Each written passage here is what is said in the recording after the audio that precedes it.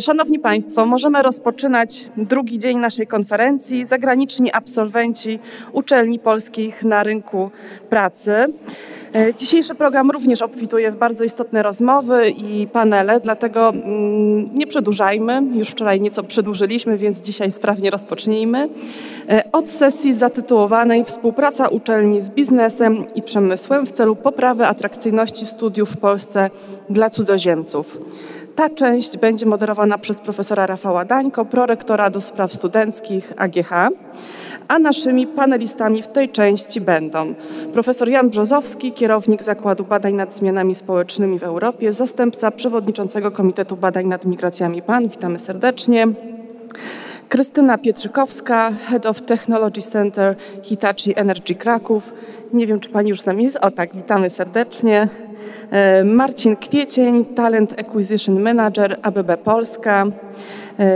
Bakibek Orozbew również jest z nami, absolwent Uniwersytetu imienia Adama Mickiewicza w Poznaniu oraz Piotr Janus, kierownik Centrum Karier AGH. Poproszę moderatora oraz uczestników tej sesji o zajęcie miejsc. Bardzo prosimy. Zapraszam. Szanowni Państwo, dzień dobry. Witam Państwa na tym rozpoczęciu drugiego dnia naszej konferencji. Dziękuję za to, że dali Państwo radę wstać i pojawiliście się tutaj na naszej ali. Frekwencję mamy bardzo dobrą, także myślę, że możemy ten drugi dzień rozpocząć takim panelem, który jest bardzo istotny nie tylko z punktu widzenia umiędzynarodowienia polskich uczelni, ale myślę, że staje się on coraz bardziej istotny z punktu widzenia przyszłości, działalności, funkcjonowania uczelni, połączenia uczelni, rynku pracy. Dzisiaj będziemy dyskutować w aspekcie studentów z zagranicy, ale myślę, że ten aspekt również jest bardzo ważny w przypadku kształcenia studentów naszych z Polski. Szanowni Państwo, współpraca uczelni z biznesem, przemysłem w celu poprawy atrakcyjności studiów w Polsce dla cudzoziemców. Tak jak powiedziałem, współpraca pomiędzy nauką i biznesem, przemysłem jest bardzo istotna i może okazać się, że może być naszym takim punktem przewagi, naszą taką wisienką na torcie w przypadku poszukiwania i znajdowania tych studentów z zagranicy. Studenci z zagranicy, tak jak wczoraj na panelu słyszeliśmy, to jest grupa około 6 milionów studentów w skali globalnej. Największa liczba studentów pochodzi z Chin, z Indii, później są inne kraje, których młodzież wybiera studia za granicą. Te studia są z różnych względów podejmowane, są podejmowane jako taki element polityki międzynarodowej danego państwa i polityki ekspansji, polityki własnego rozwoju. Różne są losy tych studentów, ale wydaje mi się, że z naszego punktu widzenia ważne jest, abyśmy tych studentów kształcili tak i takie warunki im zapewniali, aby oni chcieli później wykorzystać te swoje umiejętności w Polsce i tutaj razem z nami rozwijać nasz kraj, bo my jako Polska mamy, wydaje się, ogromny potencjał, by stać się takim centrum akademickim przyciągającym młodych, ambitnych ludzi z całego świata i powinniśmy robić wszystko, aby ten potencjał wykorzystać. A aby ten potencjał wykorzystać, nasza edukacja, nasza oferta edukacyjna powinna być elastyczna i powinna być konkurencyjna i atrakcyjna. A jedną z tych elementów atrakcyjności wydaje mi się, że jest powiązanie z rynkiem pracy i pokazanie studentom, że już na etapie studiów mają możliwość takich praktycznej nauki życia zawodowego, bo o specjalnościach trudno na początkowym etapie studiów mówić. No i szanowni Państwo, podczas tego etapu, podczas tego dzisiejszego naszego panelu będziemy starali odpowiedzieć się na pytania, jak skutecznie budować mosty między uczelniami i biznesem, w jaki sposób przemysł, biznes może wspierać rozwój międzynarodowych talentów w Polsce i wreszcie jakie jakie działania możemy podjąć, aby uczelnie były nie tylko miejscem zdobywania wiedzy, ale też trampoliną do sukcesów dla naszych studentów, dla naszych absolwentów.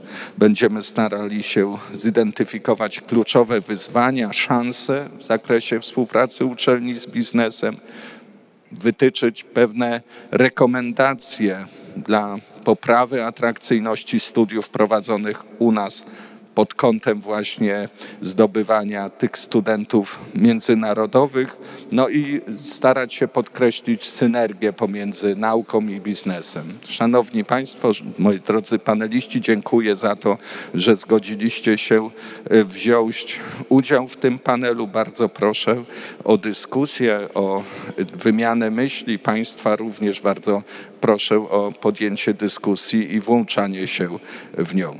Szanowni Państwo, rozpoczynając ten panel, chciałem wprowadzić jeszcze taki wstęp dotyczący wczorajszego dnia, gdy było dużo tematów związanych właśnie ze studentami z zagranicy studiującymi w Polsce, o ogólnej sytuacji, o działaniach polskiego rządu i różnych instytucji, które zmierzają do tego, aby uatrakcyjnić to miejsce studiowania w Polsce. I chciałem tutaj rozpocząć tą naszą dyskusję od pytania do pana profesora Brzozowskiego. Jak pan profesor uważa, jak zmieniają się trendy migracyjne w Europie? Jak one mogą wpłynąć na atrakcyjność polskich uczelni z zagranicy? W jakim kierunku powinniśmy iść, aby jak najwięcej tych studentów do Polski przyciągać? Bardzo proszę o taką wypowiedź. Dzień dobry Państwu. Bardzo dziękuję za zaproszenie. Faktycznie jesteśmy w bardzo wyjątkowym momencie, wydaje mi się, jeśli chodzi o Polskę, bo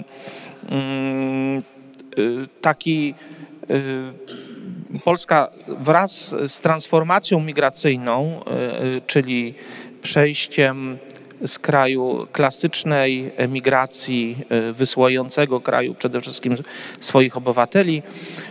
Od mniej więcej 10 lat trwa ta transformacja w kierunku kraju docelowego i stajemy się coraz atrakcyjniejszym miejscem dla cudzoziemców, którzy przede wszystkim chcą tu podjąć pracę, ale również zmienia się ten obraz Polski, jeśli chodzi o atrakcyjność na tym globalnym rynku usług edukacyjnych i Polska staje się może nie głównym, ale coraz atrakcyjniejszym rynkiem dla właśnie potencjalnych studentów zagranicznych, którzy chcieliby tutaj podjąć studia. Przy czym Kraków na tej mapie edukacyjnej jeszcze dodatkowo ma tą atrakcyjność w postaci sektora właśnie usług dla biznesu. Jest to sektor zatrudniający ponad 100 000 osób i faktycznie bardzo chętnie sięgający po absolwentów naszych uczelni. Ja obecnie reprezentuję Uniwersytet Jagielloński, ale przez blisko 20 lat pracowałem na Uniwersytecie Ekonomicznym i ten trend obserwowałem, że coraz więcej studentów przyjeżdża nawet specjalnie na wymiany Erasmusowe do Krakowa, na nasze kierunki biznesowe, po to, żeby już rozpoznać ten rynek i być może po tym pół roku chwycić jakąś praktykę albo wręcz pracę w krakowskich oddziałach globalnych korporacji. Natomiast to, co mi się wydaje, i to jest świetny trend i to jest wielki sukces naszych uczelni, wszystkich uczelni krakowskich. Wydaje mi się, że teraz musimy jednak pomyśleć o następnym kroku. To znaczy, to z kolei widzę na Uniwersytecie Jagiellońskim. Mając do czynienia faktycznie z najlepszymi studentami, mam na myśli tutaj studentów z takich programów jak Erasmus Mundus albo podwójne dyplomy, na przykład z UCL-em, University College London, czyli to są najlepsze europejskie uczelnie. I ci studenci przyjeżdżają do nas na ostatni rok studiów, piszą u mnie swoje prace magisterskie. Nawet dzisiaj o tej porze normalnie miałbym z nimi seminarium. I tak rozmawiając z tymi młodymi ludźmi, którzy są naprawdę, no, muszę się dużo uczyć, żeby im móc pomóc, co jest bardzo fajne jako dla nauczyciela akademickiego. Dzięki temu się doskonale. No w zasadzie tylko jedna z tych osób z mojego seminarium w ogóle rozpatruje możliwość pozostania w Krakowie. Są to studenci z wszystkich stron świata. To już nie jest Ukraina tylko i wyłącznie. Nie, żebym sugerował, że nie chcemy Ukrainy, tylko po prostu to są Filipiny, Brazylia, Tajlandia i oczywiście w dużej mierze Chińczycy. I no tutaj w tej teorii Richarda Floridy, słynnego amerykańskiego urbanisty, jest mowa o tym, że trzeba stworzyć warunki dla klasy kreatywnej, żeby ona przyszła, a za tym pójdzie biznes. Problem polega na tym, że myśmy już to zrobili w Krakowie i faktycznie najpierw był talent, potem przyszły firmy, a potem znowu te firmy zaczęły zasysać talent ludzi kreatywnych. Teraz chodzi o to, czy jesteśmy w stanie się wzbić jeszcze na wyższy poziom, jeśli chodzi również o sektor prywatny, sektor biznesu, jeśli chodzi o możliwość oferowania jeszcze bardziej ambitnych miejsc pracy, wymagających jeszcze bardziej twórczej i analitycznej pracy, bo na przykład ci moi studenci z Chin o bardzo dużym zaawansowaniu, na przykład jeśli chodzi o narzędzia statystyczne,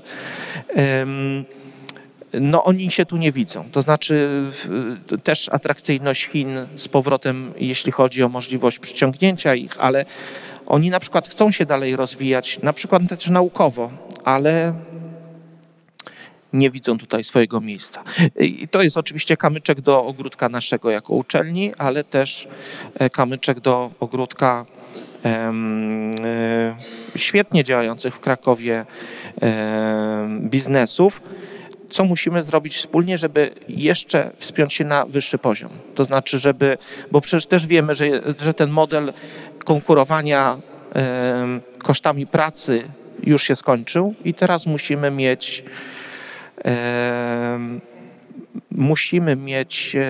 wspiąć się właśnie na ten poziom wyższy, konkurując niestety już z tym wąsko pojętym Zachodem.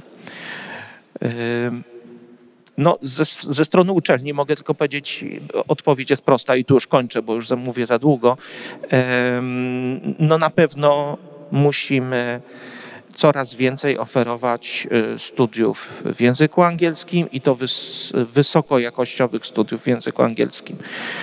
Wydaje mi się, że to jest absolutnie to minimum, które musimy zrobić i przede wszystkim właśnie studia typu Erasmus Mundus są takim magnesem.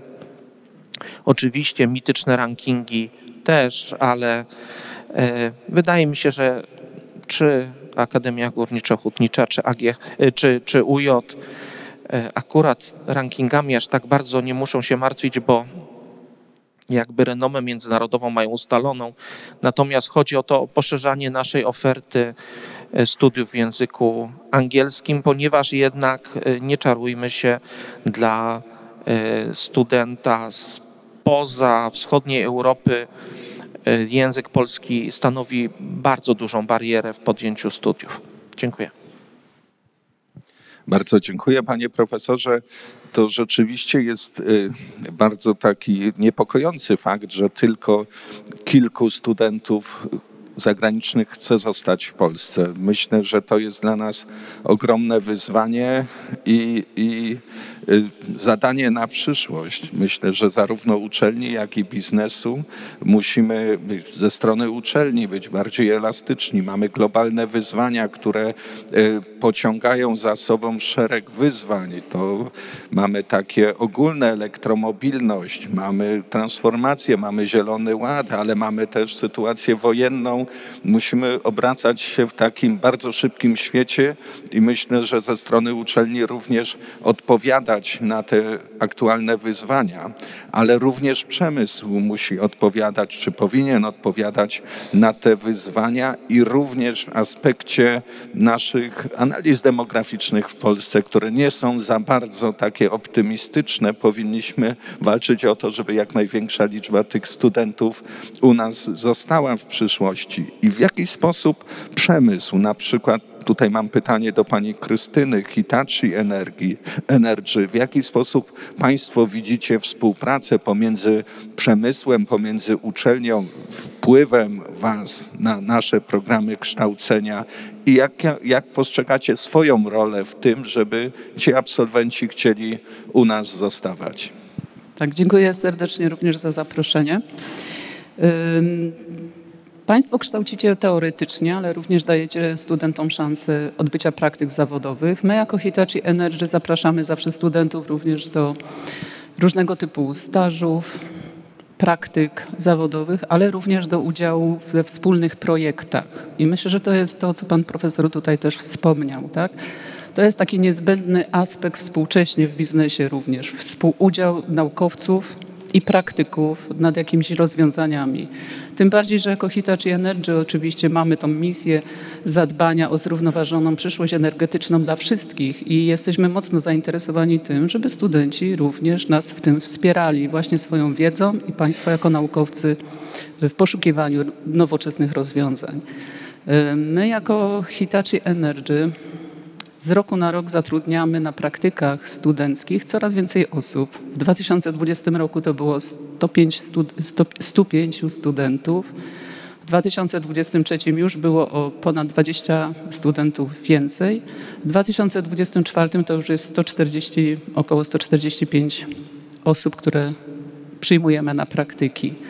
Te praktyki u nas są dwuletnie, więc jak gdyby dają taką szansę zarówno poznać biznes, zrozumieć, czym my się zajmujemy, co jest ważne dla biznesu i to jest taki aspekt naukowy, bym powiedziała, interesujący dla rozwoju.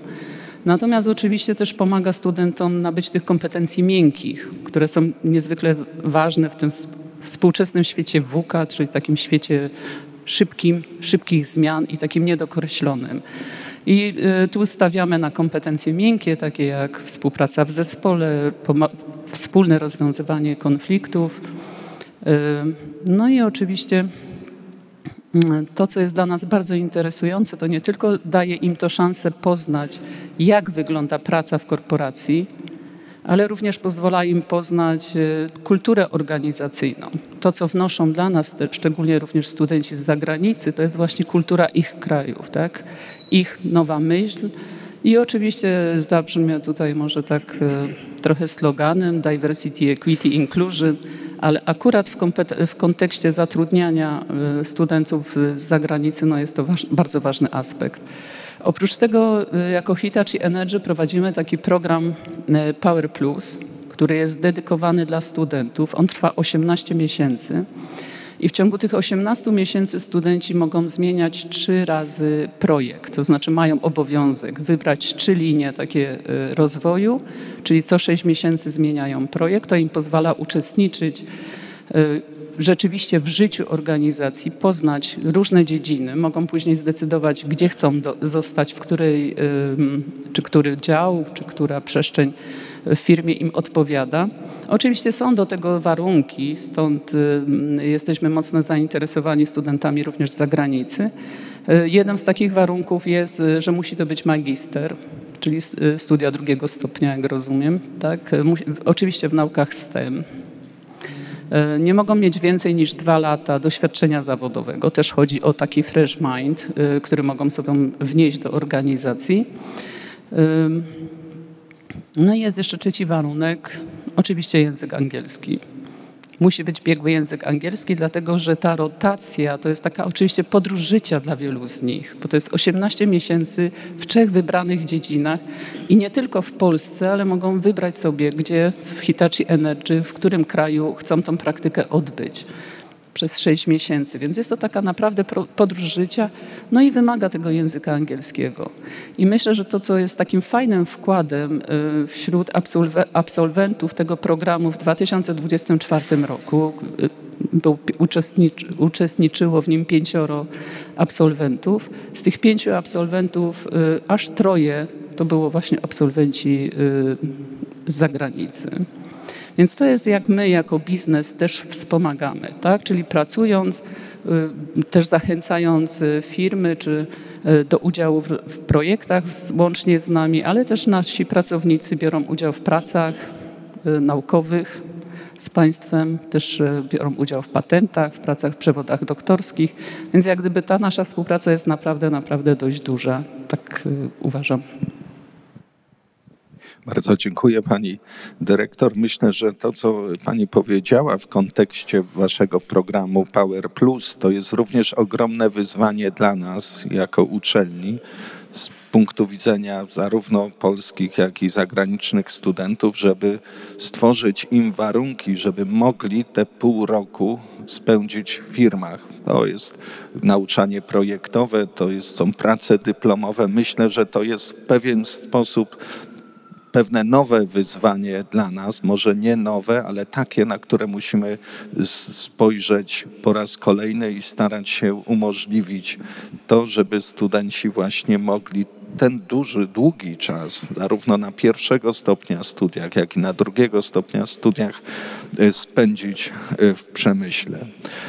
I w tym kontekście właśnie kolejne pytanie do pana Marcina, tym razem, jakie cechy czy umiejętności są najbardziej cenione przez firmy w kontekście absolwentów, tych naszych, jak i międzynarodowych?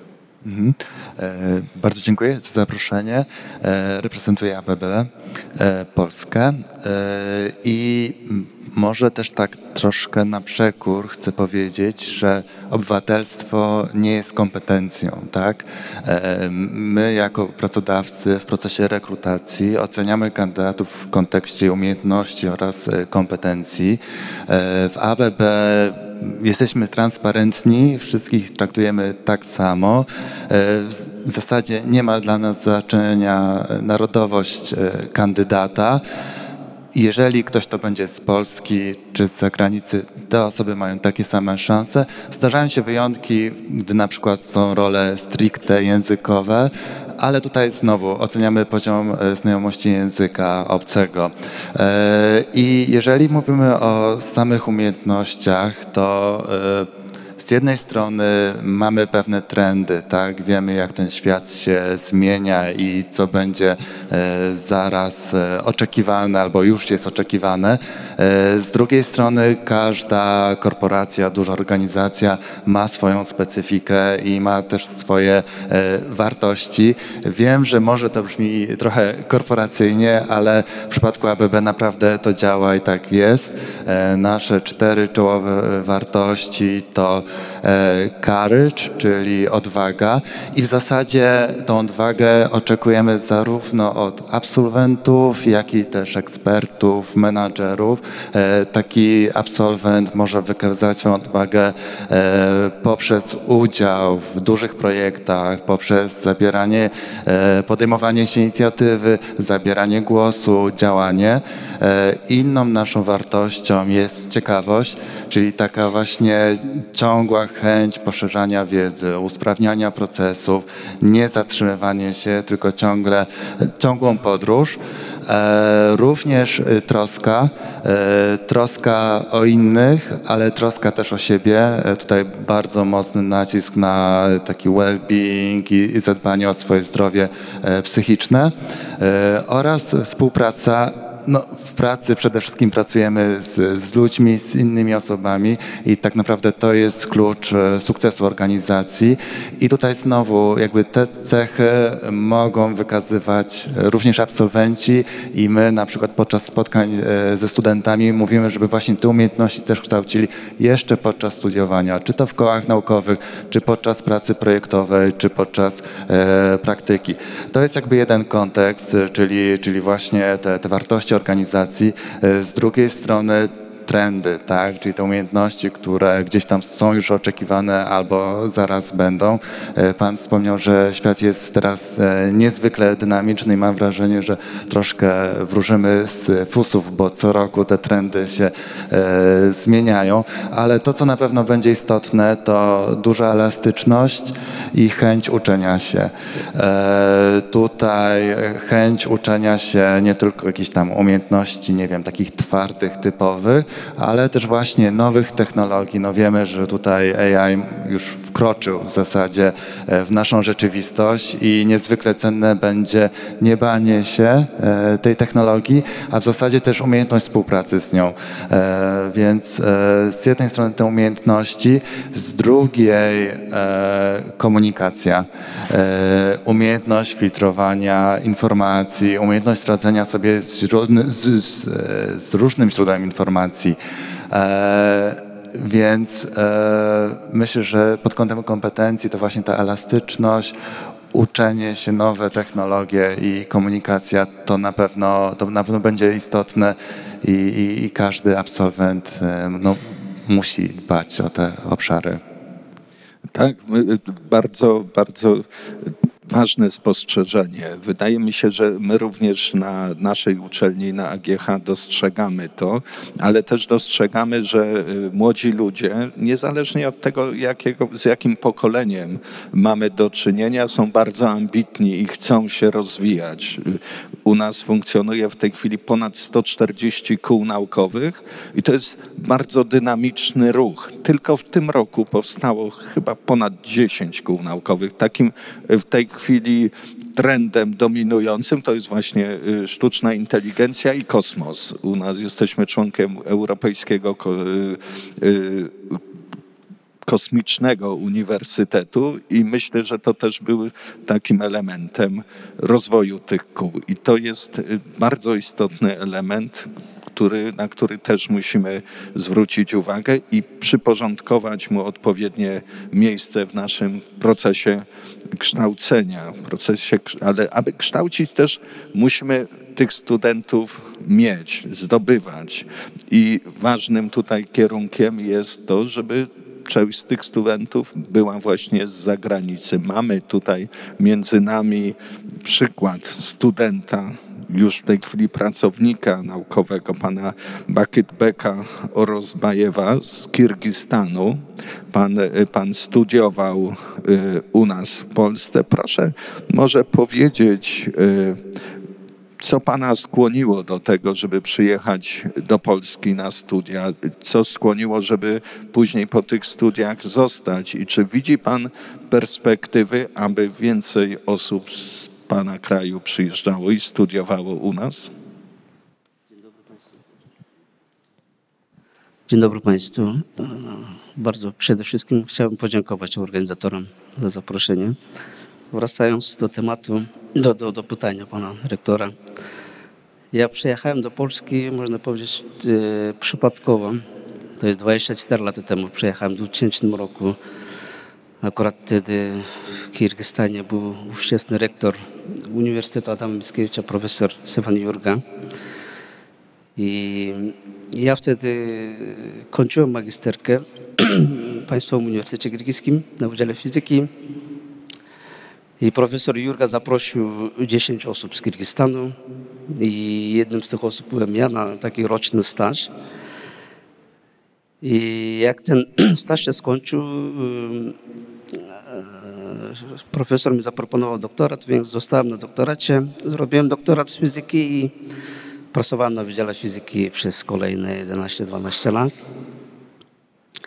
A później już poszedłem w biznes i obecnie teraz pracuję w takiej międzynarodowej organizacji jako przedstawiciel rządu kirgijskiego, Kolei Kirgiskich i Ministerstwa Transportu. Więc akurat tak jak mówiłem, w moim przypadku to był tylko czysty przypadek. Natomiast do drugiego pytania, co trzeba zrobić, żeby więcej ludzi przyjeżdżało, akurat na przykład z Kirgistanu. W ogóle uważam, że naturalną klientelą uczelni polskich jest teraz, można powiedzieć, Azja Środkowa. Tam jest duży potencjał, rodziny są wielodzietne. Tam teraz sytuacja się zmieniła, że bardzo mocno się kształtuje ta klasa średnia. Kiedyś jak było, że albo bardzo biedni, albo bardzo bogaci, tylko dzieci tych bogatych ludzi mogli sobie pozwolić na studia w Europie. Teraz takich ludzi jest coraz więcej. Polska również, jak tutaj pan profesor powiedział, już dla tych ludzi Azji Środkowej Polska już nie jest trampoliną. Polska już też się stała atrakcyjnym krajem. Więc atutem polskich uczelni są to stosunkowo tańsze studia niż w zachodniej Europie. Koszt życia tańszy niż w zachodniej Europie. Dyplom, który potem dostają ci studenci, to jest dyplom Unii Europejskiej. Tak? Problem jest po stronie polskiej, tej strony, bo jak coś chcemy, to mówimy, chcę to i idziemy. Żeby osiągnąć to, co mamy zrobić. Tak? Przede wszystkim oferta polskich uczelni powinna być klarowna, atrakcyjna i konkretna. W większości uczelni państwowych, ja kiedyś starałem się zajmować też rekrutacją studentów Azji Środkowej. Większość uczelni państwowych nie ma tak naprawdę dobrej strony internetowej w języku angielskim, jaką mają ofertę, jakim kierunku i tak dalej. I najgorszym problemem jest, problemy wizowe, bo szkoda, że tutaj nie ma przedstawicieli MSZ-u polskiego, bo NAWA, całe uczelnie jeżdżą tutaj dział współpracy zagraniczną na takie targi edukacyjne, powiedzmy na te kraje Azji Środkowej. Dziękuję bardzo. Do Kirgistanu, do Kazachstanu, do Azerbejdżanu. Teraz są czas, pieniądze, nadzieje tych ludzi. Potem robicie Państwo proces rekrutacyjny, wszyscy przechodzą proces rekrutacyjny, płacą do przodu, ci studenci stamtąd już, którzy przeszli proces rekrutacyjny do przodu za rok i idą do waszego konsula, konsul nie wydaje wizy. Albo teraz w tym roku w trakcie rekrutacji wprowadzono, że student, który się dostał na studia, musi pokazać nostryfikację, prawda? Wcześniej było tak, że student zagraniczny miał semestr czasu, żeby na miejscu nostryfikować świadectwo maturalne. Teraz ten absurdalny przepis, czy jak to można nazwać, jak ten student teraz ma robić tę nostryfikację? Ja dzwoniłem do powiatowego kuratorium oświaty w Poznaniu i się pytam, jak w takich sytuacjach student zagraniczny ma zrobić nostryfikację.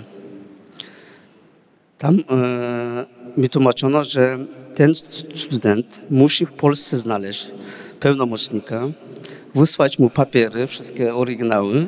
Ten pełnomocnik idzie z tymi papierami do kuratorium oświaty, tam już jest kolejka. Dopiero potem to trwa do 3 miesięcy, wysyła z powrotem do tego studenta i on ma przyjechać. To jest ogromnym problemem dla tych studentów zagranicznych.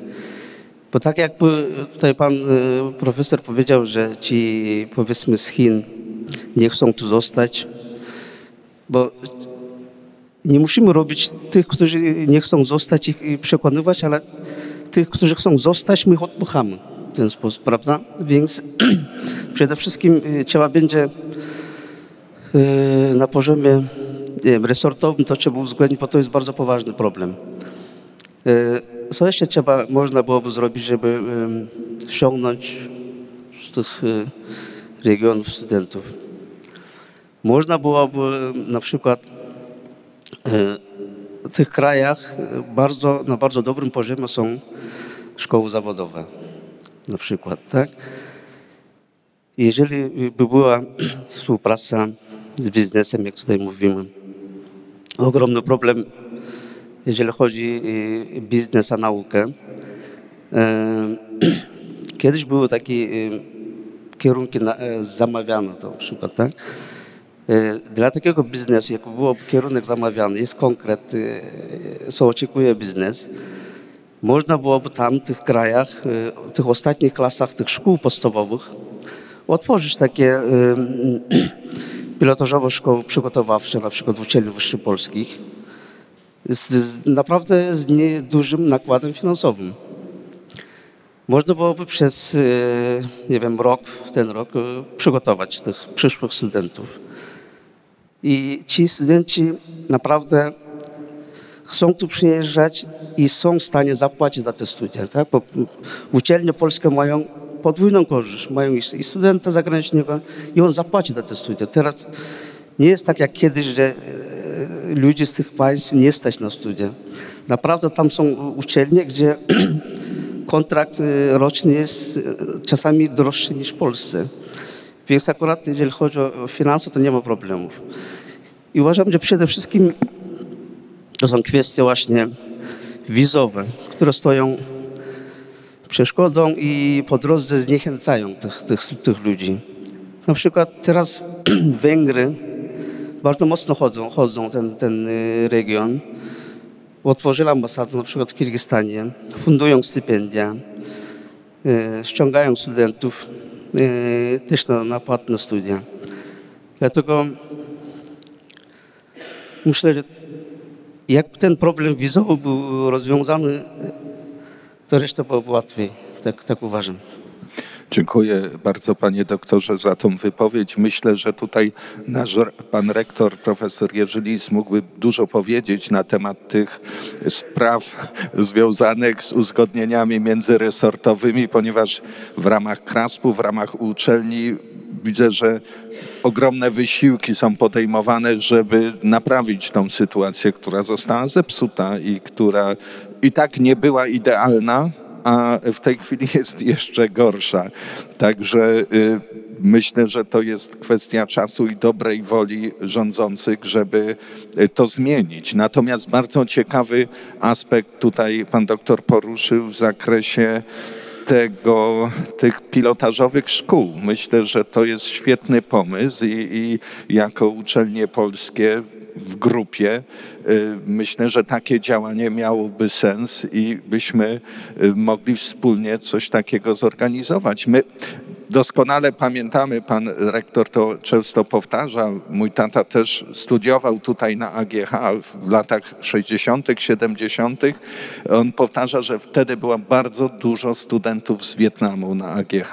I w tej chwili jak delegacje jeżdżą do Wietnamu, to tam ci nasi absolwenci pełnią bardzo ważne funkcje ministrów, premierów, w przemyśle bardzo dobrze funkcjonują i to jest taki most, który można też w tej chwili nawet jeszcze wykorzystać. Myślę, że to jeden z ostatnich momentów, żeby próbować to wykorzystać, ponieważ oni mają bardzo dobre wspomnienia z AGH, z Krakowa, z Polski i myślę, że w tej chwili ci studenci, którzy z tego rejonu by przyjeżdżali do Polski, również by mieli takie dobre wspomnienia i byśmy byli w stanie wspólnie zapewnić im dobre wykształcenie i dobrą przyszłość, niezależnie od tego, czy ona będzie w Polsce, czy będzie z powrotem w Kirgistanie, czy w Azji, czy też w innym rejonie świata.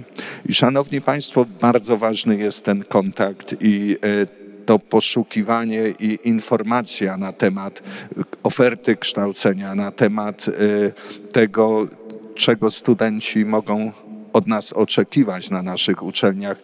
I tutaj pytanie do pana Piotra Janusa. Jakie wsparcie oferuje Centrum Karier AGH dla zagranicznych studentów i czy współpraca z biznesem pomaga tym studentom w płynnej integracji z rynkiem pracy? Dziękuję bardzo. Zdecydowanie pomaga. Mógłbym, wracając do pierwszego pytania, powiedzieć, że teoretycznie takie samo wsparcie oferujemy, bo nie ulega wątpliwości, że ktoś, kto kończy AGH, czy studiuje na AGH, a już zdobywa dyplom, to merytorycznie jest świetnie przygotowany do pracy. Natomiast widać wyraźnie, że osoby te, studenci cudzoziemcy potrzebują pewnego innego wsparcia. Takiego bardziej związanego z różnicami kulturowymi, z pewnymi, pomijam kwestie biurokratyczne, bo w tym też pomagamy. To dla każdego, dla nas Polaków czasem biurokracja w Polsce jest wyzwaniem, więc co dopiero dla osób, które przyjeżdżają spoza naszego kraju.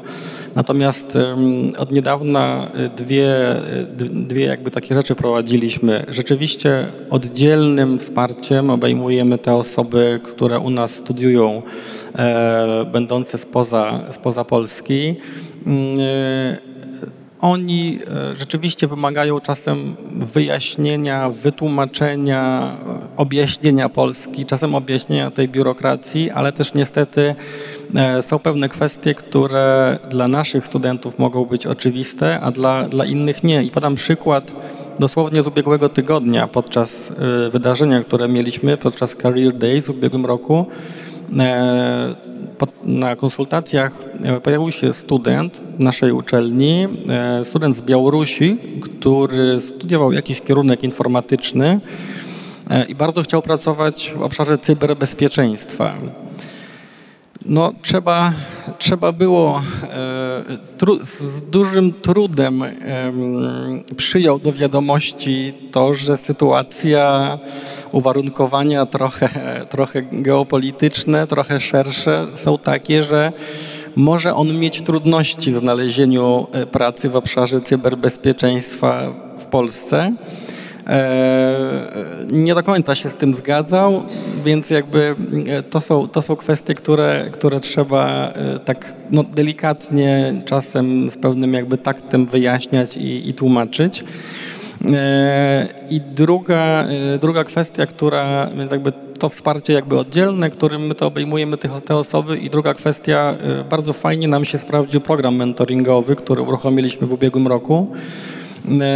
Bo o ile można zakładać, że osoby, które z dalekiego kraju zwłaszcza przyjadą do Polski studiować, są jakby otwarte, pewne siebie, asertywne, skoro się porwały na takie wyzwanie. Natomiast rzeczywiście też potrzebują takiego wsparcia w tym procesie na przykład wejścia na rynek pracy. I tutaj program mentoringowy, który my jakby uruchomiliśmy jako AGH, gdzie mentorami są absolwenci, to jest jakby wymóg konieczny, a menti są studenci i właśnie kilka osób w tej grupie 25 osób, które były w pierwszej edycji, było kilka osób, które były obywatelami innych państw studiujących w Polsce. Bardzo im to pomogło, że będąc merytorycznie dobrze przygotowani do pracy w swoim zawodzie, mogli jeszcze jakby liczyć na dodatkowe wsparcie właśnie mentora, który był już pracownikiem jakiejś firmy. Niekoniecznie oni musieli do tej firmy iść do pracy, natomiast możliwość takiego wsparcia w tym wyjaśnieniu, objaśnieniu świata była, z tego co czytałem ankiety, była bardzo cenna dla nich. Dziękuję. Piotrze, jeszcze chciałbym zadać Tobie jedno pytanie. Piotr jest kierownikiem Centrum Karier na AGH, ma bardzo dużą współpracę z przemysłem, z biznesem. Organizujemy tutaj, Centrum Karier organizuje największe w Polsce targi pracy, ponad 100 kilkudziesięciu wystawców. Prawie 10 000 studentów co roku uczestniczy aktywnie w tych targach pracy. W związku z tym masz takie relacje bieżące z biznesem. I w kontekście właśnie tych studentów zagranicznych takie pytanie mi się nasunęło. Korporacje światowe, wiadomo, jest tam troszkę inna sytuacja, bo operujecie angielskim językiem, macie międzynarodowe programy, w związku z tym ludzie nie mają tej bariery językowej. Natomiast co na przykład z małymi, średnimi przedsiębiorstwami? Jak tam ci absolwenci zagraniczni będą postrzegani i czy mają szansę wejść w takie środowisko? Moim zdaniem tak. Ja jakby myśląc o tym dzisiejszej dyskusji, sięgnąłem pamięcią do takiego programu Dziewczyny na Politechniki. Wiele lat temu, pan rektor pewnie pamięta, był taki program, który był świetny moim zdaniem i wydaje mi się, że dzisiaj potrzeba nam czegoś takiego w kontekście inżynierii w ogóle. I ja myśląc o studentach z zagranicy, którzy mogliby do nas przyjechać, myślę właśnie o kierunkach inżynierskich, które w Polsce nie są być może jakoś bardzo oblegane. Mam na myśli na przykład inżynierię środowiska, takie nieinformatyczne kierunki, na które widzimy, że będzie niesamowite zapotrzebowanie, na przykład na cały obszar hydrologii, hydrogeologii, wszystko to, co się dzieje z klimatem, czego skutki poniekąd widzieliśmy we wrześniu na Dolnym Śląsku, w Czechach czy w Niemczech.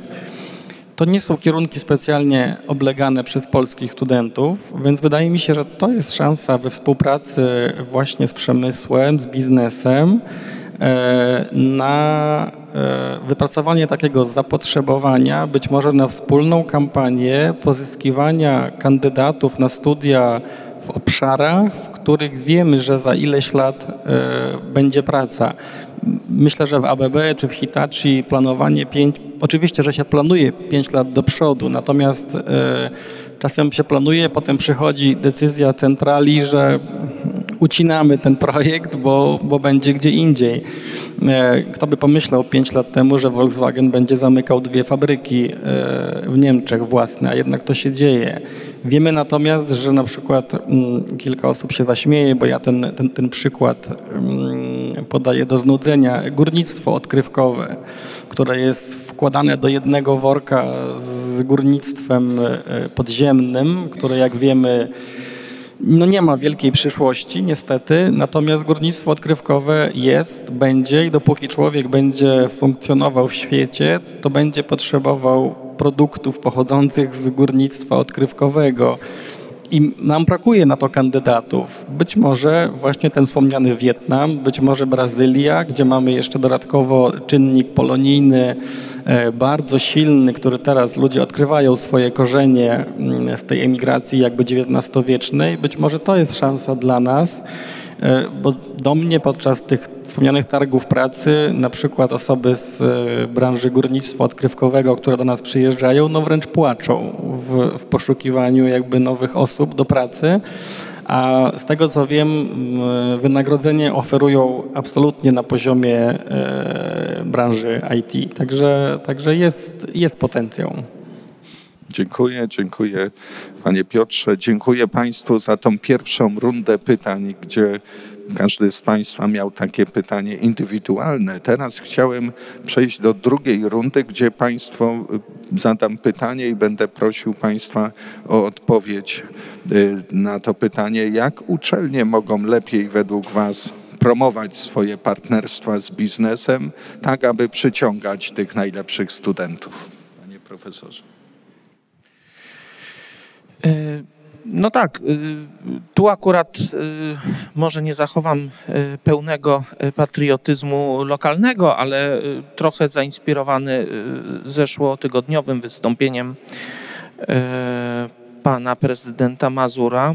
Wydaje mi się, że prezydenta miasta, zastępca prezydenta miasta, który wspomina o kierunku, który został stworzony na Uniwersytecie Ekonomicznym w Krakowie i który się nazywa Global Business Services. To jest taki faktycznie, powiem, bo ja widziałem to też od środka, jak to powstawało, taki eksperyment pełnej partycypacji środowiska biznesu, które zostało zaproszone od samego początku. Czy w ogóle najpierw rozpoznano potrzeby korporacji mających w Krakowie swoje centra obsługi dla biznesu i w porozumieniu z nimi stworzono kierunek skrojony wręcz na ich potrzeby i oczekiwania.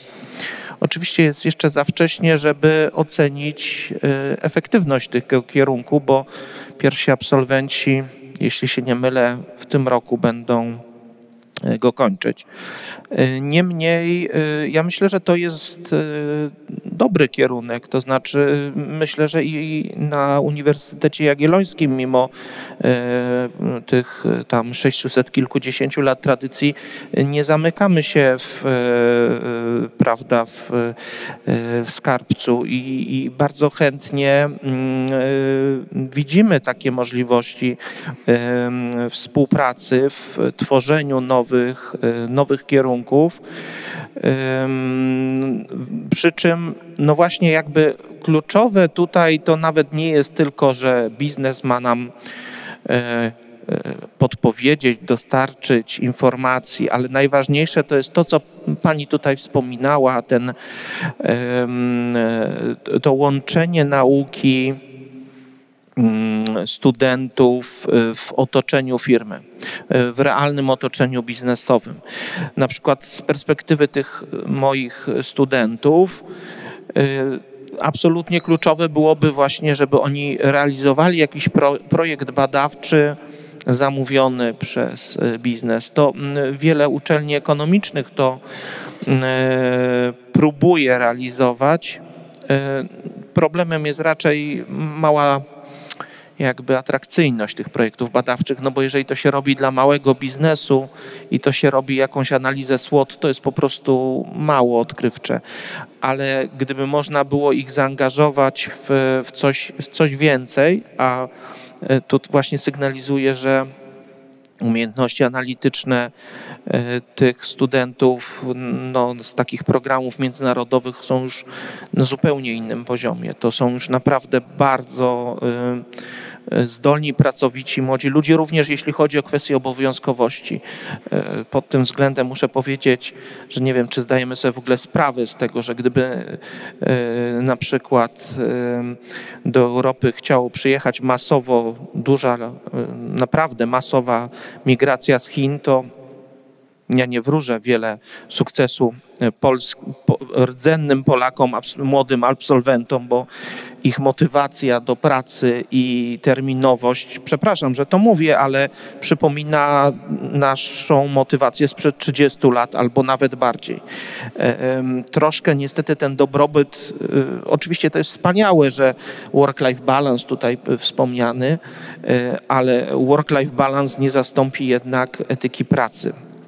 To jest też, myślę, że to jest świetna rzecz, którą nasi studenci mogą się nauczyć również od tych zagranicznych studentów. Im naprawdę zależy. Nie wiem, w zeszłym roku miałem na kierunku Global Development Studies 2 studentki, uchodźczynie z Afganistanu. Z oczywistych względów im super zależy, żeby skończyć te studia, żeby zostać tutaj i to były najlepsze studentki na roku. I po prostu one ciągną też wtedy przez taką zdrową rywalizację polskich studentów. No więc wracam do tego, to nie tylko chodzi o to, żeby państwo nam pomagali, do czego bardzo zachęcam i myślę, że to na Uniwersytecie Jagiellońskim też jest bardzo widoczne, do rad różnych programowych, kierunków studiów, konsultacji czy współtworzenia, ale również tu chodzi o znalezienie takiej formuły, że student właśnie w ramach takiej półrocznej praktyki nie tyle pracuje, tylko robi projekt, bo on na pracę jeszcze będzie miał czas. Oczywiście coś musi dać firmie, ale no niestety obecnie, jest rynek pracownika i my musimy zadbać o tym, żeby ten talent wspólnie jako uczelnia i biznes próbować zachęcić do pozostania w Polsce i w Krakowie. Dziękuję. Dziękuję. Panie doktorze. Tak jak ja powiedziałem, zgadzam się tutaj z panem profesorem, ale tak jak powiedziałem na początku, powinny być kierunki zamawiane przez biznes. z deklaracją od strony biznesu, na przykład potrzebujemy tylu inżynierów, tylu mechaników, wykształcicie. Potem biznes deklaruje, że potem jak będą gotowymi absolwentami, zagwarantujemy na przykład pracę, kontrakt minimum na 3 lata. To jest motywacja od strony studenta. Po drodze biznes tak jakby powinien się dzielić kosztami w postaci na przykład, nie wiem, kopromotorstwa od strony biznesu. Ktoś by był kopromotorem, wspólnie ustalić, nie wiem, tematy prac magisterskich czy doktorskich, tak? Od strony biznesu też na tej uczelni w ramach tej współpracy ktoś mógłby zrobić magister czy doktorat wdrożeniowy. Są różne programy. Jeżeli będzie tak postawiona konkretne ramki, oferta też będzie konkretna dla tych zwłaszcza studentów z zagranicy. Proszę bardzo, przyjeżdżasz, proponujemy Ci taki kierunek, skończysz i będziesz miał pracę. To byłoby konkretną propozycją. Natomiast jest problem, generalny problem jest taki, że biznes nie lubi czekać. Tak? Biznes musi mieć od razu wyniki. Bardziej by tutaj na przykład mogliby do takiej formy współpracy przystosować bardziej uczelnie prywatne, bo oni szybko mogą podjąć decyzję. Tak? Natomiast nasze uczelnie państwowe jest kłopot, prawda? Więc właśnie, żeby przyciągnąć studentów, w sumie tyle chciałem powiedzieć, że te kierunki zamawiane przede wszystkim. Dziękuję bardzo. Panie Marcinie. Myślę, że kluczowym elementem jest atrakcyjność samego programu nauczania i tutaj, jeżeli on będzie atrakcyjny dla osób z Polski, to tym bardziej będzie atrakcyjny dla osób z zagranicy. I oczywiście są te standardowe formy współpracy, jak właśnie otwarte dni, praktyki, sponsorowanie laboratoriów, różnego typu aktywności, które już w zasadzie się dzieją. I myślę, że przy współpracy z wieloma organizacjami, firmami, a z drugiej strony rzeczywiście ten pomysł GBS Studies na Uniwersytecie Ekonomicznym, tutaj rzeczywiście ABB było bardzo mocno zaangażowane w ten projekt i myślę, że to być może jest jakaś przyszłość, tak? Czyli generalnie polega to na tym, że biznes, przemysł ma realny wpływ na program nauczania. Takie studia skupiają się na umiejętnościach praktycznych i są pewnego rodzaju gwarancją, że absolwent takiej uczelni, takiego kierunku nabędzie kompetencje, umiejętności, które są realnie potrzebne w danym momencie, w danej lokalizacji, czyli mówimy tutaj na przykład w Polsce, tak?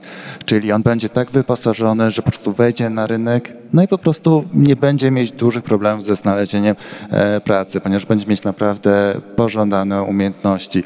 No i tutaj właśnie w przypadku GBS Studies to nasi naukowcy, czy w sumie tutaj bardziej jest ukierunkowane to na finanse, więc nasi menadżerowie, kontrolerzy wpływali na sam program kształcenia, trochę go też modyfikowali.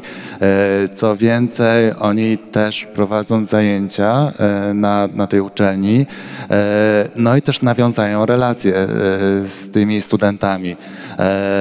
Więc myślę, że jest dużo plusów, możemy sobie wyobrazić, że sam program jest też atrakcyjny. Z tego co wiem, jest bardzo dużo chętnych do tego programu. To jest chyba jeden z najpopularniejszych programów, kierunków. Druga myśl, która mi się nasunęła, z którą też się spotkałem, to kierunki studiów, gdzie tak naprawdę uczestnictwo w wykładach, zajęciach jest równoważne właśnie z uczestnictwem w praktykach.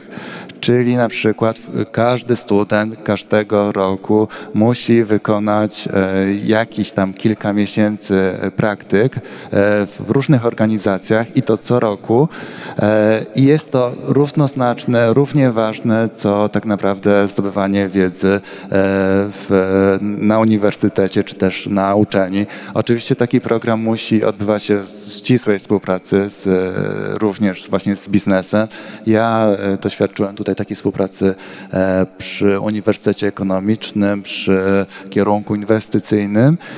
No i rzeczywiście co roku przyjmujemy bardzo dużą ilość studentów i jakby oni wręcz muszą tą praktykę wykonać. Myślę, że to jest ciekawe, ponieważ taka osoba po 5 latach w zasadzie wykona 5 różnych praktyk w różnych biznesach, może w ogóle w różnych obszarach, a do tego tak naprawdę też się uczyła, zdawała egzaminy, więc na pewno jest wyposażona w ciekawe doświadczenia. Dziękuję bardzo. Pani dyrektor. Ja może tylko sprostuję jeszcze, te 6 miesięcy to są konkretne projekty, nad którymi studenci pracują, a nie jak gdyby takie uczestnictwo bierne w pracy, tylko konkretne projekty. Nie będę tu powtarzać, bo generalnie to wszystko, co zostało powiedziane, to jest oczywiście też, jak my staramy się wspierać uczelnie. Naprawdę mamy dość bogaty wachlarz uczelni, z którymi jako Hitachi Energy współpracujemy, bo jest to zarówno AGH, z którą mamy umowy, Politechnika Krakowska, Rzeszowska, nawet Białostocka, Śląska. Naprawdę generalnie dlatego, że też wachlarz kompetencji, jakich poszukujemy, jest ogromny. Samym przykładem, że mimo, że jest to sektor energetyczny, no to jako Hitachi Energy braliśmy udział w konferencji akustyków tutaj na AGH, która była zorganizowana, bo akustyka to jest również na przykład element naszej działalności, którym jesteśmy zainteresowani. Mam takie wrażenie, że za bardzo myślimy, bym nazwała to troszkę wsobnie, tak? Czyli jak przyciągnąć konkretnie do nas programem nauczania, a myślę, że i tak jako uczelnie polskie jest naprawdę duży, przynajmniej ze strony Hitachi Energy, tak jak my to postrzegamy, biorąc, naprawdę staramy się brać aktywny udział, myślę, że pan Piotr może to potwierdzić, w życiu uczelni. Dla nas ważna jest merytoryka. Tak? Czyli będziemy wspierać uczelnie i chętnie wspieramy uczelnie, bo widzimy w tym konkretną wartość właśnie w realizacji naszego celu, czyli zapewnienia zrównoważonej energii dla wszystkich. I to jest, może się wydawać taki slogan, ale proszę popatrzeć, ile w tym się zawiera. Tak? I ochrona środowiska, tak? I poszukiwanie materiałów bezpiecznych dla środowiska. Naprawdę to jest ogromny wachlarz kompetencji, których my poszukujemy na uczelniach. I wydaje mi się, że takie otwarcie, potraktowanie, że rzeczywiście jednak, przynajmniej z mojej perspektywy, ta dostępność zarówno możliwości realizacji zawodowych, poszukiwania, gdzie ja chcę pracować, tak? Czy to ma być Polska, czy jakiś inny kraj, zdobywanie tej wiedzy. Wydaje mi się, że mamy teraz ogromne możliwości i państwo, jakie uczelnie macie takie możliwości, współpracując z takimi biznesami jak nasz, które są biznesami globalnymi i proponują tym studentom, możecie odbyć chociażby taki Power Plus program, tak? 6-miesięczny, trudno to nazwać praktyki, ale realizować projekty, 6-miesięczne projekty w różnych rejonach świata, tam gdzie my mamy swoje ośrodki, to naprawdę pokazuje, że powinniśmy trochę z tego właśnie korzystać i tym przyciągać, że jak gdyby mamy również takie kompetencje, możecie się u nas wykształcić, mamy odpowiedni program i popatrzcie, można znaleźć pracę nie tylko w Polsce, ale też na całym świecie. Tak? Myślę, że też takich absolwentów, tu państwo wspominali i Wietnam, i Chiny, i myślę, że to troszkę do tego bym nawiązała, co pan powiedział, tak? Że teraz widzimy zysk z tego, że oni studiowali na AGH. Tak, teraz są, powiedzmy, na wyższych szczeblach, mają decyzyjność, mogą nas tutaj wspomóc, że to jest taka, proszę państwa, popatrzcie, ogromna wartość, tak? Budowanie takiej społeczności, która rzeczywiście mówi o tym, słuchajcie, może warto studiować w Polsce, jest to inna kultura, tu też mamy zderzenie kultur przecież, tak? Kultura kolektywna w Chinach, kultura jak gdyby już bardziej taka indywidualna w Polsce, jak dużo się możemy nawzajem od siebie nauczyć. I chyba wbrew wszystkim tendencjom, które mam wrażenie, że cała taka geopolityka teraz nas pcha trochę z powrotem w taką dla mnie zaściankowość, to powinniśmy wyciągać i tym przyciągać taką największą wartością. Mamy uczelnie, których program jest współtworzony z globalnymi firmami i na tym można budować swoją karierę. Można zostać w Polsce, ale też jest to wiedza, która się przyda w każdym rejonie świata. I wydaje mi się, że to jest taka bezwzględna wartość. Pan tutaj wspominał o zamawianiu kierunków i myślę, że współcześnie to jest naprawdę bardzo trudne. Właśnie ze względu na ten świat VUCA, taki świat zmienności, niepewności. W sumie nie wiemy, co będzie potrzebne, tak, za rok, ale wiemy, do czego dążymy. I na przykład jeszcze raz tu powtórzę takie hasło, zrównoważona energia, ono w sobie zawiera tak dużo, że jeżeli wspólnie jesteśmy w stanie myśleć nad programem studiów, to możemy dojść do tego dobrze. No to będą materiały, tak? Materiały, które możemy recyklingować, tak? To żeby z jednej strony były odporne. No tu jest bardzo dużo wymagań, gdzie można zrobić bardzo dużo prac naukowych wspólnych, tak? Właśnie w poszukiwaniu takich rozwiązań. I myślę, że to jest taka siła, ta właśnie współpraca, zacieśnienie takiej współpracy z biznesem, ale też pokazywanie tego, że to już nie jest skoncentrowane tylko na rynku polskim, tylko daje nam to takie otwarcie na cały świat, że to jest taka siła, która może przyciągać studentów z każdego rejonu świata. Dziękuję bardzo. Piotrze. Ja tu mam władzę, nie oddałem. Nie zgodzę się w sprawie kierunków zamawianych, trochę dla jakości dyskusji, a trochę, bo wydaje mi się, że to już nie jest ten czas, kiedy kierunki zamawiane target, czyli obecna młodzież czy obecni licealiści, myślę, żeby się wystraszyli wręcz. Mówię o polskich, być może inaczej jest w krajach azjatyckich, że na najbliższe 5 lat będę studiował, a potem następne 5 lat jeszcze muszę gdzieś pracować. To wydaje mi się, że może być czynnikiem zniechęcającym. Wydaje mi się, że to, na co my powinniśmy teraz postawić, to jest trochę też, co powiedziała pani Krystyna, że wydaje mi się, że robić więcej to, co robimy wspólnie, tylko pokazywać to kandydatom, zwłaszcza za granicą, bo pewnie każdy student na GH wie, czym jest ABB, kojarzy, czym jest Hitachi, wie, że może tam pójść. Pewnie kandydaci spoza Polski tego nie wiedzą, że idąc na przykład na AGH czy inne studia w Polsce, masz określoną ścieżkę i taka ścieżka, w tej ścieżce zawiera się na przykład praktyka, albo staż, albo określony czas, który spędzisz w firmie XYZ. To musimy jakby komunikować. Być może po naszej stronie jest do wykonania pewna praca nad dostosowaniem się w zakresie na przykład łączenia nauki ze studiami. To jest coś, co z perspektywy uczelni nie jest wymarzonym scenariuszem, ale trochę nie mamy na to wpływu i rozmawiamy teraz z jedną firmą i jeden wydział z AGH jest to zaangażowany, żeby być może uruchomić taki program, w którym idziesz na drugi stopień, my ci gwarantujemy, my cię zatrudnimy, dajemy ci zatrudnienie na czas nauki na tym drugim stopniu, ale musisz po pierwsze skończyć te studia, uzyskać ten dyplom. Uczelnia być może pójdzie ci na rękę w bardziej elastycznym programie zajęć i wtedy jakby zysk jest obustronny. Bardzo jestem ciekaw, w jaką to pójdzie stronę, ale wydaje mi się, że komunikacja jasnej ścieżki jest tym, czego dzisiejsi ludzie, młodzi zwłaszcza, oczekują. Ale też bym dodałabym jeszcze też siłę takich studiów multidyscyplinarnych. Tak? Myślę, że to jest przyszłość współczesnego świata. Sama sztuczna inteligencja nas trochę do tego pcha. Tak, dających taką możliwość na przyszłość. Mówimy o tym lifelong learning, uczeniu się przez całe życie, możliwości zmiany zawodu.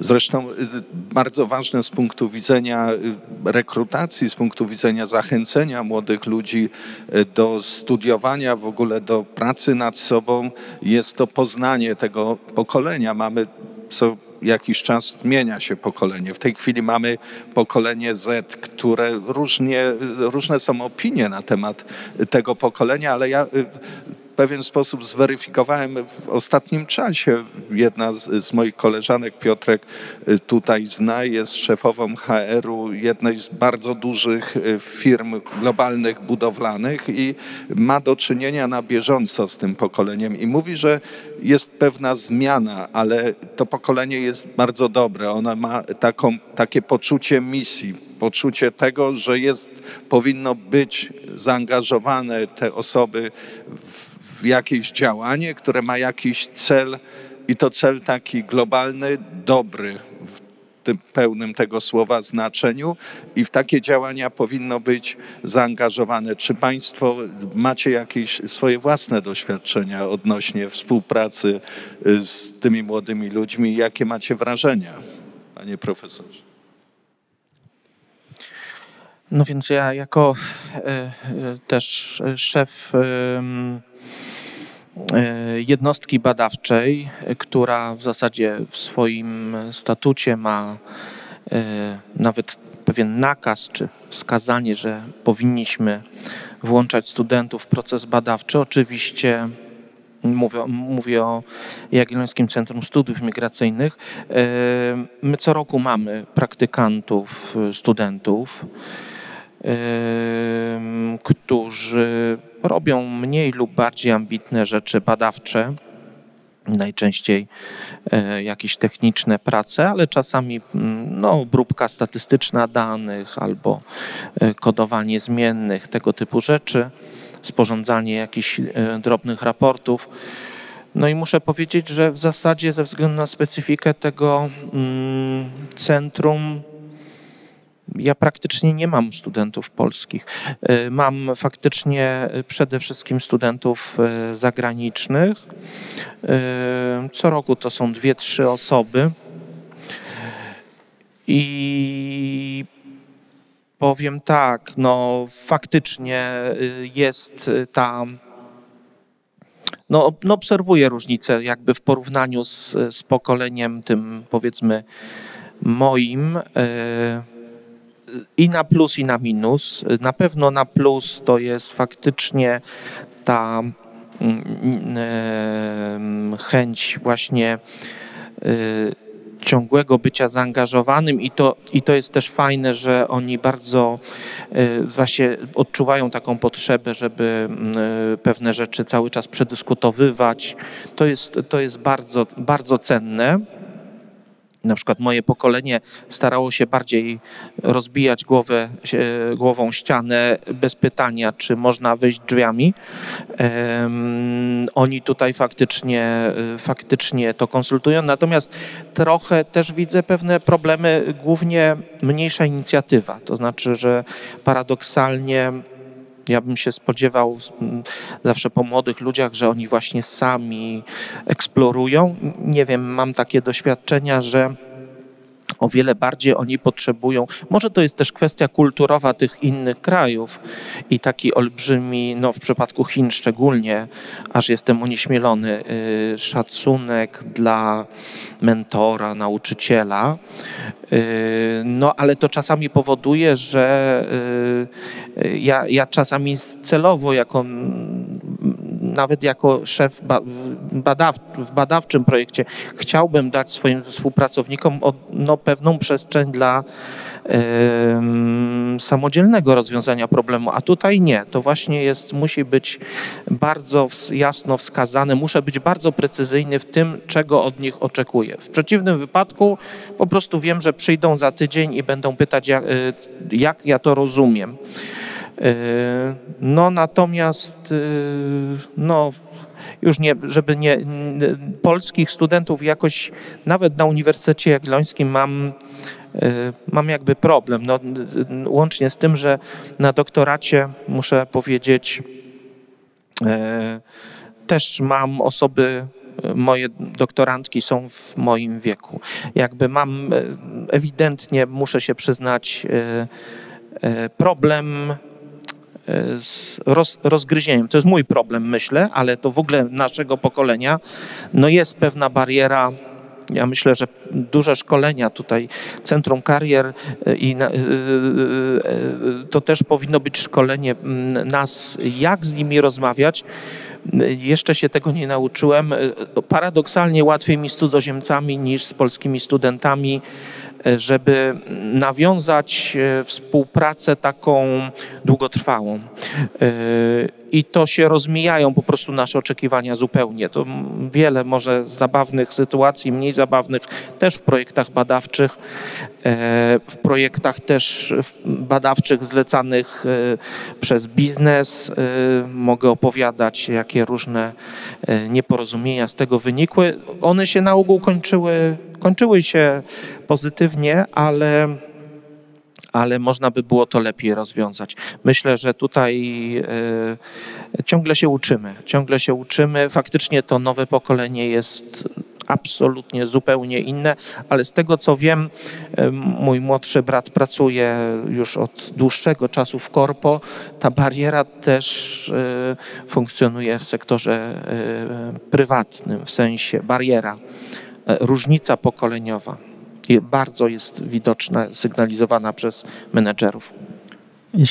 Jeśli mogę, panie rektorze, potwierdzę tylko te słowa, bo mieliśmy w ubiegłym miesiącu spotkanie na dość wysokim szczeblu z globalną firmą motoryzacyjną, mniejsza o to, kto to był, obecnie w Krakowie od 20 kilku lat i największy problem, jaki oni zasygnalizowali do nas na spotkaniu, to nie jest kwestia właśnie tego technicznego, merytorycznego przygotowania stażystów czy jakby kandydatów, natomiast sami widzą problemy w adaptacji pracowników młodych, czy generalnie w adaptacji pracowników do pracy pomiędzy starszymi pracownikami a młodszymi, że technologia się zmienia, jak ktoś ma podstawy, to się jakby nauczy tej technologii, natomiast bardzo widzą, że efektywność pracy, czy współpracy, czy jakość pracy spada, ponieważ najpierw trzeba tych ludzi nauczyć, tych jakby 20-kilkulatków i 50-latków jakby pracować, komunikować się ze sobą,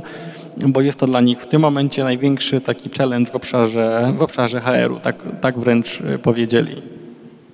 A jak to wygląda w krajach Azji Środkowej, panie doktorze? Ja niestety nie mam do czynienia ze studentami. Już w Kirgistanie też nie miałem do czynienia ze studentami. Natomiast chciałem jeszcze dodać to, co pan rektor mówił o tych absolwentach w tym Wietnamie, którzy zajmują już tam powiedzmy określone pozycje. Warto byłoby powołać na przykład Stowarzyszenie Absolwentów Zagranicznych AGH na przykład, tak? I utrzymywać tak?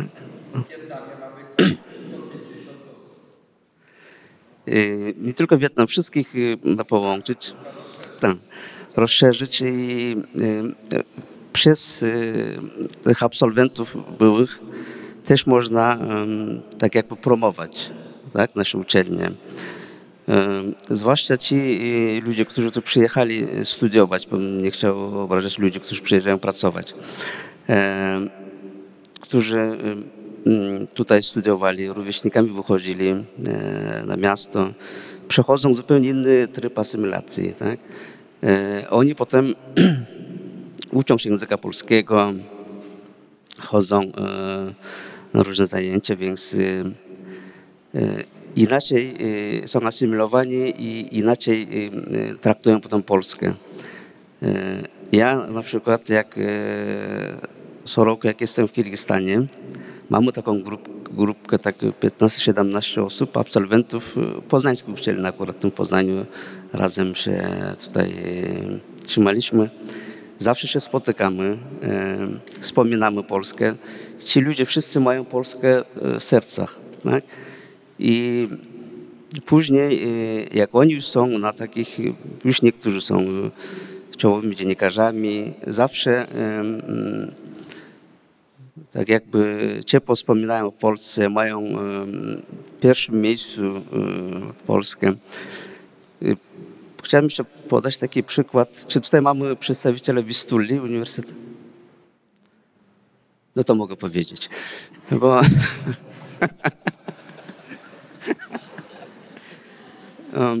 jak Związek Radziecki się rozpadł w latach 90., Turcja jest naszym, jesteśmy braćmi, tak? Wszyscy jesteśmy dziećmi Ataturka. I co zrobiła Turcja? Oni otworzyli takie liceum internat dla dziewcząt osobno, dla chłopaków osobno. W latach 90. Wybrali zdolnych dziewcząt, chłopaków ze wszystkich szkół. Na tych liceum internat, tam mieszkali, tam się uczyli. Uczyli języka angielskiego, języka tureckiego i te zajęcia mieli w dwóch językach. Później, jak już skończyli te licea, powstały uniwersytety kirgisko-tureckie, polsko-tureckie. Z tych liceów do tych uniwersytetów jeździli na praktyki w Turcji. Po 5, po 7 latach już mieli gotowego absolwenta, który świetnie mówił po turecku, po angielsku. Mieli dostęp do internetu, komputeru. Ja przyjechałem w 2000 roku na Wydziale Fizyki w Kirgistanie. Myśmy nie mieli internetu, nie mieliśmy komputera. Tylko był wydział informatyczny, oni tam mieli takie stare korwety, takie radzieckie komputery. Nieważne. Wtedy na tych liceach mieli wszystkie warunki. Później, do dzisiaj jest to kontynuowane. Później, wiadomo, w Kirgistanie, nie chciałem tego powiedzieć, ale w każdym razie tych swoich absolwentów, ci absolwenci zostali już na takich stanowiskach, gdzie mogli podejmować decyzje. I wyedukowali lojalnych swoich ludzi. Do dzisiaj na przykład teraz, w dniu dzisiejszym z tych liceów przyjeżdżają na te studia do Uniwersytetu w Wistule, to jest kapitał turecki. Jest jakaś sens, prawda? Bo tutaj jest cała linia rozbudowana od lat. Więc polskie uczelnie też mogą zacząć, tak jak powiedziałem, od takich szkół pilotażowych, rocznych, tak? Bo to można później tego usystematyzować i można byłoby to w jakiś sposób obrać, żeby miała ręce i nogi. To bardzo dobry pomysł. Mam nadzieję, że będziemy mogli go wspólnie w ramach jakiegoś działania realizować. Szanowni Państwo, powoli zbliżamy się do końca panelu i chciałem zapytać Państwa z sali, czy są jakieś głosy w dyskusji? Pan rektor, bardzo proszę. Nie mogę nie zabrać głosu, bo mi się ten panel bardzo podoba. Szanowni Państwo, wiele wątków, ale ja chciałem zwrócić na jeden wątek uwagę. To, co pan doktor Ozarbajew, jeszcze wszyscy mówiliśmy. Drodzy Państwo, celem tej konferencji jest też pokazanie nie tylko złożoności jakby problemów studentów zagranicznych, ale pokazanie pewnych modeli, pewnych działań, które są konieczne. Któryś z Państwa, chyba pan doktor, mówił, że tu nie ma przedstawiciela Ministerstwa Spraw Zagranicznych. Celem, i to jest coś, co wyszło z dyskusji ostatnio z Ministerstwem Nauki i Szkolnictwa Wyższego, z panem ministrem Wieczorkiem i z panem ministrem Szeptyckim, no po prostu pokazanie Ministerstwu Spraw Zagranicznych, że nie mamy polityki migracyjnej w zakresie kształcenia. Nie mamy, bo nawet te w tej chwili bardzo gorące projekty, czy ustawy wizowej, czy ustawy imigracyjnej nie, według nas, według środowiska akademickiego, nie odpowiadają rzeczywistej sytuacji i wymagają nie tylko zmiany, wymagają zmiany pewnej filozofii działania. I chcę powiedzieć jedną rzecz, o czym ja myślę. Trzeba sobie jasno powiedzieć, że celem kształcenia studentów zagranicznych jest także polski rynek pracy. Dlatego, że dotychczas to było wstydliwe. My cały czas musieliśmy mówić, że nie ma drenażu mózgów, mówię pozytywnie, nie ma tej sytuacji. Kształcimy po to, żeby wszyscy wrócili tam i to też. Ale jasno powiedzmy sobie, sytuacja polska wymaga w tej chwili polityki zatrudniania, polityki pokazania wreszcie, jak wygląda analiza rynku pracy i pewnej polityki państwa w zakresie kształcenia specjalistów dla gospodarki. Tego nie ma. Przepraszam, może to nie jest to forum, ale tego nie ma. My to powtarzamy w KRASP-ie cały czas i powtarzymy w dyskusji nie tylko z ministerstwem naszym, który jest usługodawcą, ale też biorcą, czyli z ministerstwem, które zajmuje się polityką społeczną, socjalną, polityką w ogóle w zakresie rynku pracy i tak dalej. Tego nie ma. My musimy też, tak jak inne państwa, tutaj pan doktor mówił o Węgrach, którzy są aktywni. Ja większość z nas na przykład mam przykłady Francji. Jasno określona polityka kształcenia.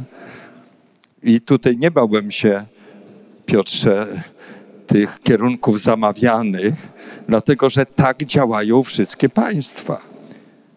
Trzeba sobie jasno powiedzieć, kogo kształcimy, dla kogo i też pokazać Polskę jako atrakcyjny rynek pracy. Zresztą wszyscy państwo mówiliśmy, także w korporacjach, bo część korporacji jest w Polsce, więc też kształcimy dla rynku polskiego. My chcemy tą konferencją pokazać Ministerstwu Spraw Zagranicznych, że musi być aktywne, a nie przeszkadzać. Bez stypendiów krajowych, bez stypendiów zamawianych, bez jakiejś perspektywy rynku pracy, bez analizy rozwoju polskiej gospodarki, to kształcenie, zwłaszcza w zakresie tych obszarów jakby bardziej zawodowych, nie ma sensu.